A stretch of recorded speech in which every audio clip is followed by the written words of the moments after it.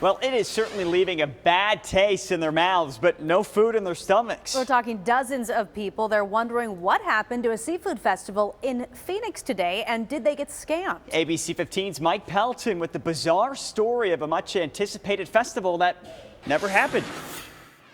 Well, advertised as all-you-can-eat crab and lobster, excited customers with receipts in hand showing up to the feast to find this.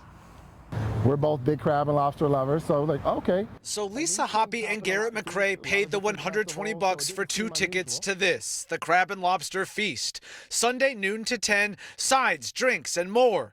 Customers tell me it's fishy, all right. And we get there, nothing.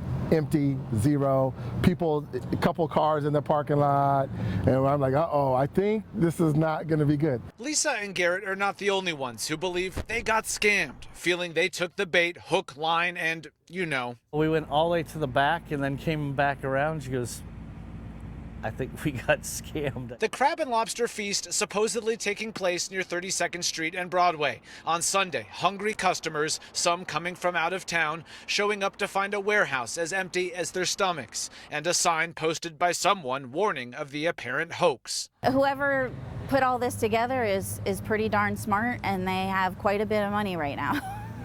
Lori McCracken says it all seemed legit. A website, different types of ticket packages offering food and fun. I'll put on my teacher voice. Shame on you. I want my money back. The website shows tickets are sold out. We couldn't find a phone number for the company behind the event called Show Sharks. We emailed them, no response. It's just the ultimate just betrayal of trust, you know, and they're laughing all the way to the bank. Customers I talked to tell me they paid between $30 and $60 a ticket. Now, we do plan to reach out to the Arizona Attorney General's office to see if they might get involved. We're in Phoenix tonight. Mike Pelton, ABC 15, Arizona. Yeah, Mike, talk about a big letdown. Now, e-tickets is the platform customers use to buy those tickets. They are not the ones behind the event, though. But tonight they issued a statement saying, quote, "We've also been in contact with ticket holders after recently being made aware of the alleged scam and suspended the related account as soon as we were informed.